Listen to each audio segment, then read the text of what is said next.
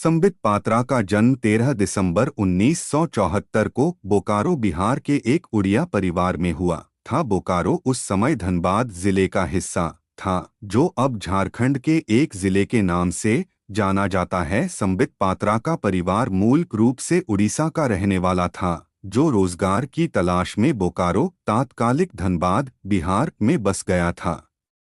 उनके पिता का नाम रविंद्रनाथ पात्रा है। उनके पिता बोकारो स्टील प्लांट में काम करते थे। 49 वर्षीय संबित पात्रा अविवाहित है। संबित पात्रा ने विवाह नहीं किया है। संबित पात्रा हिंदू है। वह ब्राह्मण जाति से आते हैं। संबित पात्रा ने चिन्मय विद्यालय बोकारो से प्रारंभिक शिक्षा प्राप्त की थी। 1997 में उन्होंने Veer Surendra Sai institute of medical sciences and research Sambalpur Orissa से एमबीबीएस की। बाद में 2002 में संबित पात्रा ने जनरल सर्जरी में master of surgery MS Shri Ramachandra Bhanj medical college Utkal विश्वविद्यालय Bhubaneswar master of surgery Utkal university Bhubaneswar 2002 से किया। बाद में 2003 में संबित पात्रा ने यूपीएससी संयुक्त चिकित्सा सेवा भी उत्तीर्ण की और उन्हें अपनी पहली पोस्टिंग दिल्ली के हिंदूराव अस्पताल में एक चिकित्सा अधिकारी के तौर पर हुई। राजनीति में आने से पहले संबित पात्रा चिकित्सा अधिकारी के तौर पर दिल्ली के एक सरकारी अस्पताल हिंदूराव में पोस्टिंग थे और उस समय तक वे राजनीति से कोसों दूर थे। उन दिनों उन्होंने एक एनजीओ बनाया था। वह एनजीओ सामाजिक कार्यों के लिए बनाया गया था और उसका राजनीति से कोई लेना देना नहीं था। उस एनजीओ का नाम उन्होंने स्वराज दिया था। उसका उद्देश्य समाज के छोटी जातियों के लोगों को भी मंदिरों में सामान्य जातियों की भांति प्रवेश दिलाना व उनके विभिन्न समस्याओं का अपने स्तर पर निदान करना था। बचपन से ही धार्मिक प्रवृत्ति वाले संबित पात्रा अब पूरी तरह से सामाजिक कार्यों में लग गए थे। इसके लिए उन्होंने साथी डॉक्टर्स व अन्य जान पहचान के लोगों का एक समूह बनाया और सभी को स्वराज नामक एनजीओ से जोड़ा।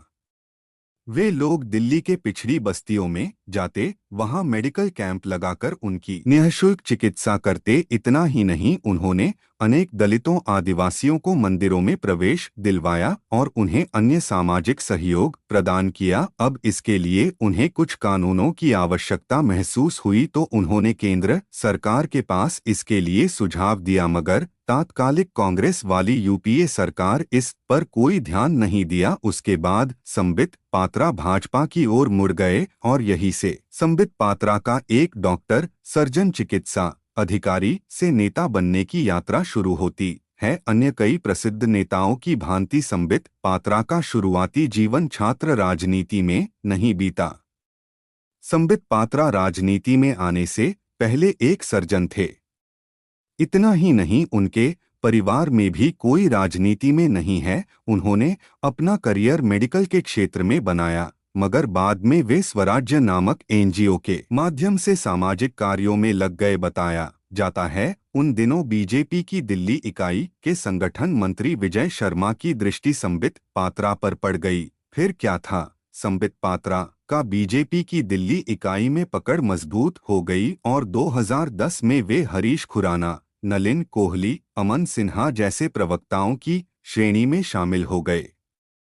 संबित पात्रा के जीवन की यह टर्निंग पॉइंट थी, क्योंकि इसी के बाद वे मीडिया में आने लगे, लोग उन्हें पहचाने लगे। विशेषकर वे दिल्ली की समस्याओं को रखने थे। वर्ष 2011 में संबित पात्रा को बीजेपी ने ऑफिशियली अपना प्रवक्ता घोषित किया और इसके साथ ही उन्होंने मेडिकल ऑफिसर की नौकरी से त्यागपत्र दे दिया। वर्ष 2012 में संबित पात्रा ने दिल्ली के कश्मीरी गेट से बीजेपी के टिकट पर एमसीडी का चुनाव लड़ा, मगर दुर्भाग्य से वे चुनाव हार गए।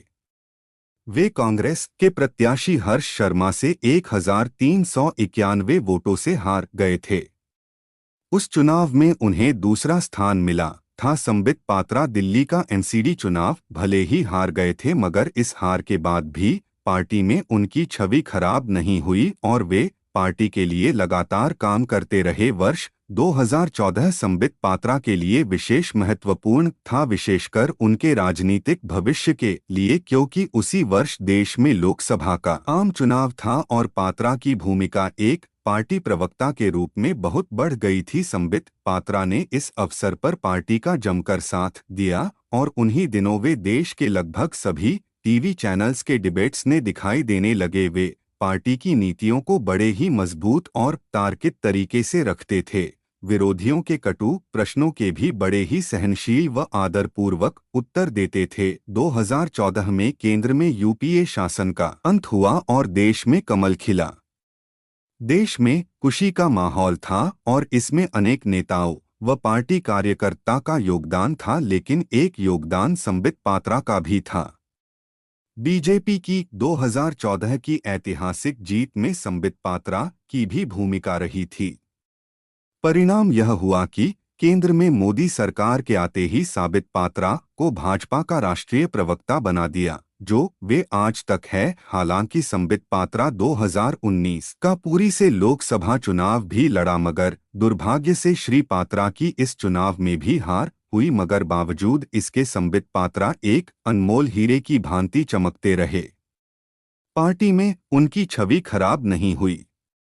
आज भी संबित पात्रा भाजपा के राष्ट्रीय प्रवक्ता है और साथ ही वे भाजपा के प्रसिद्ध नेता भी है। पार्टी में उनका कद बड़े स्तर के नेताओं वाला है। संबित पात्रा की संपत्ति खेती वाली जमीन नील गै खेती वाली जमीन नील, कमर्शियल बिल्डिंग नील, आवासीय भवन 45 लाख रुपए कैश, 1,10,000 रुपए बैंक डिपॉजिट एवं अन्य जमा, 19,42,976 रुपए बॉन्ड्स एवं शेयर नील, वाहन नील, ज्वेलरी 1,50,000 रुपए, अन्य संपत्ति नील, कुल संपत्ति 72,02,976 रुपए।